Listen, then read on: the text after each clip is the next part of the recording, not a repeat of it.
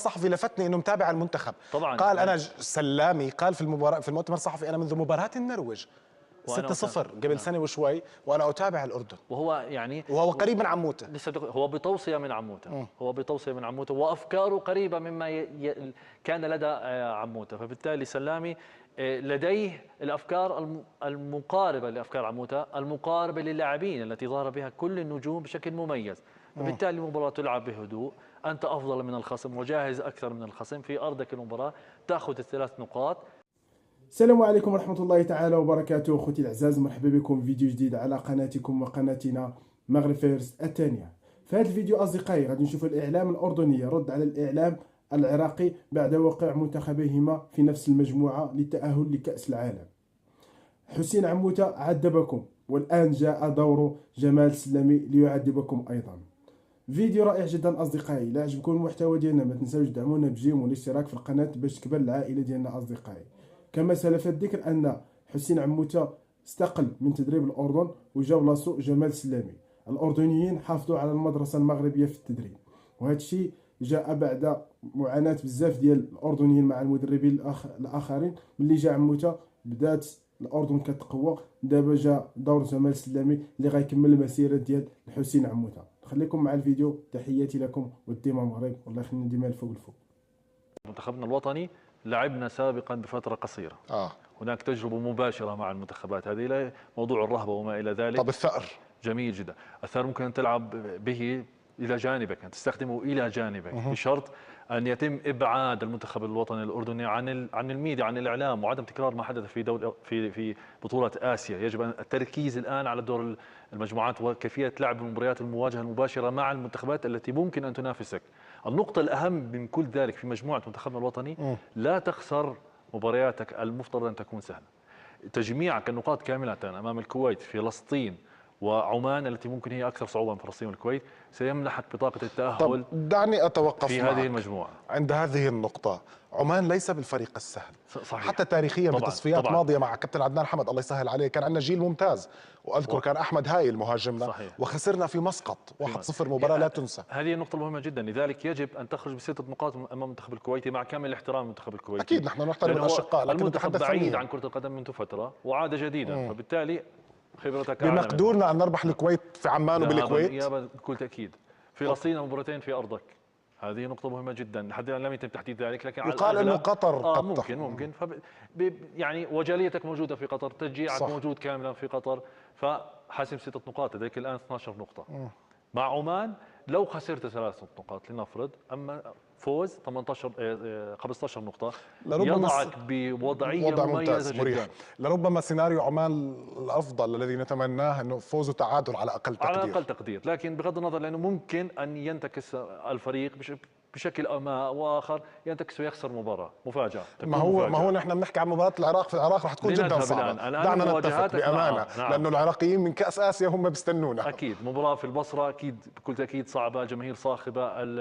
الرد سيكون من العراق لانه بحاجه هذه المباراه. المنتخب العراقي ايضا يعرف قيمه المنتخب الاردني وقوه المنتخب الاردني، فبالتالي سيقدم افضل نسخه لديه.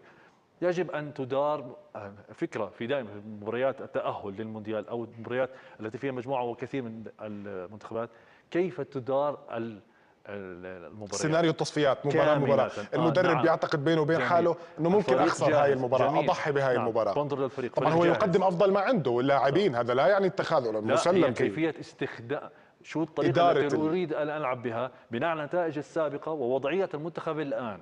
هذه نقطة مهمة جدا. فبالتالي تذهب إلى البصرة تلعب لأي شيء. لا يمكن أن تفكر فقط أن تذهب لكي تلعب التعادل، لا، أنا بدرس كيفية شكل منتخبي الآن، وضعيته في المجموعة. إذا أنا بحاجة إلى الفوز سألعب لأجل الفوز.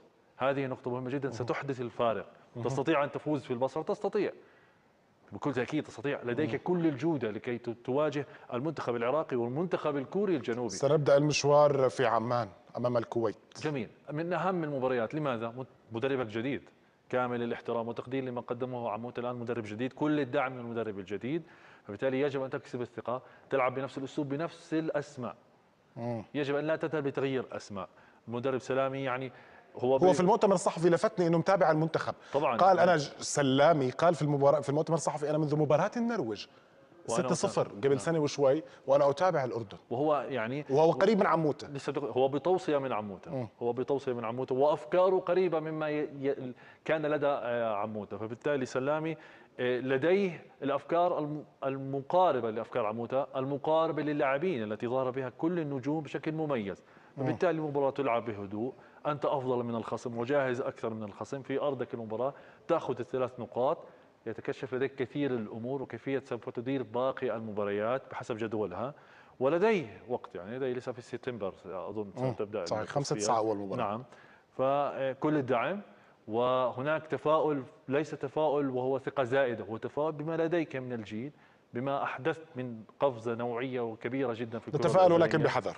تفاءل، يجب أن تلعب بثوب التفاؤل ليس بثوب الثقة الزائدة. التفاؤل شيء والثقة الزائدة شيء. لديك أمل في المجموعة كبير جدا، هي فرصة ذهبية لكي تتأهل مباشرة إلى المونديال دون التفكير في الملحق.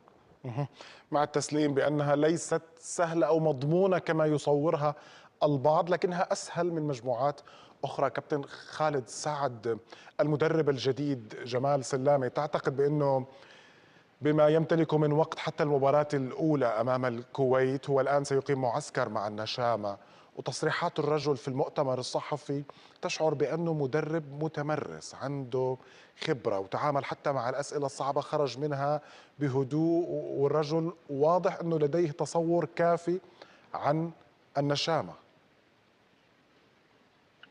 نعم، في البداية اسمح لي عبر شاشتنا الحبيبة وعبر برنامجنا التكتيكي 442 أن نرحب بالكابتن جمال سلامي، وبنحكي له أهلا وسهلا، مرحب فيك، وإن شاء الله أنت قادر أنك تقود النشامة إلى تأهل إلى كأس العالم كمرة أولى، وهذا سيكون يعني نقطة إنجاز وتحول للاعبين وللمدرب.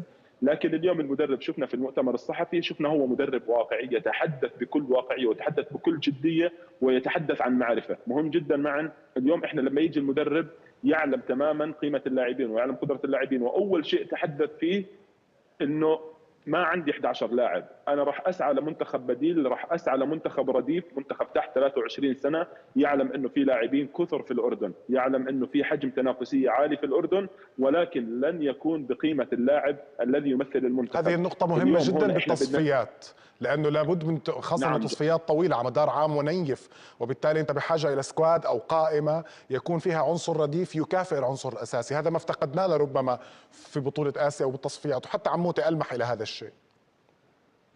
نعم، معا احنا تحدثنا دائما ودائما ما نتحدث عن منتخبنا في البطولات المجمعة يكون هو أفضل حالاته، لذلك يكون في انسجام عالي، لكن احنا في المباريات الذهاب والإياب وفترات متقطعة يكون هناك يجب أن يكون عدد كبير وكافي من اللاعبين للزج باللاعبين والإحلال والتبديل واستخدام اللاعب الأفضل والأجهز. لكن اليوم تطرق فيه هذا المدرب، أعطانا ثقة، أعطانا تفاؤل.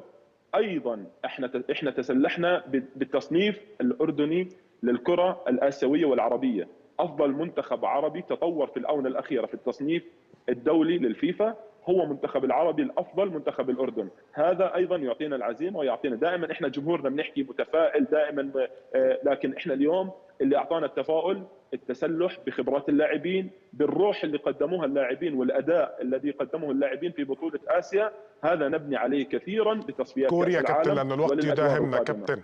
كوريا الجنوبية مواجهة ثالثة ستكون بيننا وبين الشمشون الكوري، ولا شك بأنه أيضا كوريا تنتظر مواجهتنا بعد الطريقة التي قهرناها وأقصيناها به من كأس آسيا.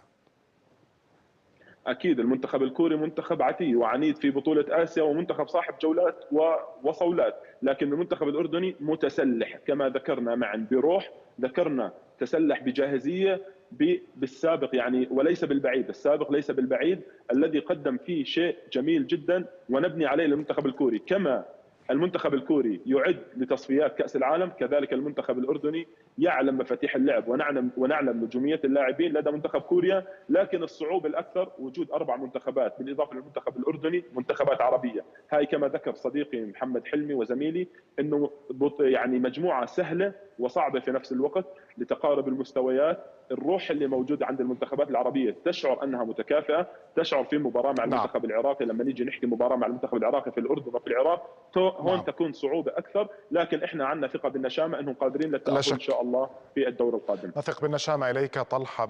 النشامة هذه المرة استراليا بعيدة عنا، لأنه تاريخيا كان المشوار لوحده استراليا كفيل بأنه يفقدنا 50% من المباراة، وخسرنا كل مواجهاتنا هناك. ماذا تقول عن مجموعة النشامة قبل أن أتحدث معك عن مجموعة السعودية التي وقعت مع استراليا واليابان؟ طبعا معا يعني بدي اضيف على الشيء اللي اضافوه الشباب. ما يعني وفوا، ولكن هي الان كل مباراه للمنتخب الاردني هي بحد ذاتها نهائي، وبكل مباراه هي بحد ذاتها بطوله، وكل هدف وحسبه هي حسبه معقده لكل مباراه. يجب ان يكون التعامل مع هذا كؤوس. النوع من المباريات بهذا الشكل. كل مباراه لها تحضيرها ويلعبوا فيها الشباب، وتحضير المدرب على انها نهائي، على انها بطوله بحد ذاتها، وهذا الشيء اللي بقربنا اكثر واكثر من التاهل. التفكير بالتاهل المباشر هذا اهم شيء. مثل ما تفضلوا الشباب انك عندك انت مواجهات، انت اليوم انت انهيت بطوله اسيا وانت كنت ثاني افضل منتخب في طب طلحة، البطوله من دعني أقف معك عند هذه النقطة. هناك من يقول أن المنتخبات الأخرى ستتعامل مع النشامة باحترام كبير، لأنه سمعته تسبق وأداؤه أيضا، وبالتالي سيصعب المهمة، جدران دفاعية بانتظار لاعبي النشامة.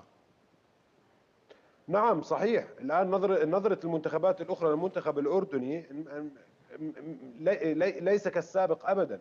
هذه المنتخبات أقصيت من المنتخب الأردني في أهم بطولة في آسيا، في آسيا، إن منتخبين الكوري والعراقي. موضوع آخر معي الآن، هذه المنتخبات مطالبة بعمل ردة فعل أمام المنتخب الأردني. بمعنى آخر أن يعني مواجهة العراق مع الأردن، العراق تفكر بأمرين: تفكر بالفوز والتأهل إلى كأس العالم، حصد 3 نقاط، وأيضا رد الدين في المباراة الأخيرة. المنتخب الكوري قد يفكر المنتخب الكوري بنفس الحيثية. هذه عوامل قد يستفيد منها المنتخب الأردني. أنا ألعب فقط للتأهل إلى كأس العالم دون الانجراف بهذه الأمور. ثأر أثبت فوزي عليك، أثبت علو كعبي عليك. هذه الأمور يجب أن لا ندخل بها. الثقة والنقطة التي أشار إليها الكابتن خالد وأشرت لها معا، هذه أهم نقطة تكلمنا عنها بالسابق، وأعيد أمامك سنة وشيء تقريبا وأنت بتقوم بالتصفيات. يجب أن يكون هناك دكة، يجب أن يكون هناك لاعب قريب جدا من اللاعب الأساسي. معنا هي مشكلة عندنا، صح. نكون واقعيين. سلام يتحدث عنها المؤتمر الصحفي. نعم، أنت اليوم عندك مثلا لاعب بيأدي 90%، أنا البديل يجب أن يؤدي 60% على الأقل. هل هذا الشيء موجود بكل عناصر منتخبنا لتصفيات طويلة؟ نعم. بدنا نشوف، وهذا الشيء يجب أن يكون من داخل الدوري المحلي، يجب أن يتحسن الدوري المحلي، يجب نعم. أن في كثير من الأمور نعم بالدوري نعم المحلي. طلحة، بأقل من دقيقة ماذا تقول عن مجموعة السعودية التي وقعت في مجموعة فيها استراليا وفيها اليابان، الأخضر السعودي الشقيق؟ مجموعة الموت، مجموعة الحديدية هي بهذه التصفيات.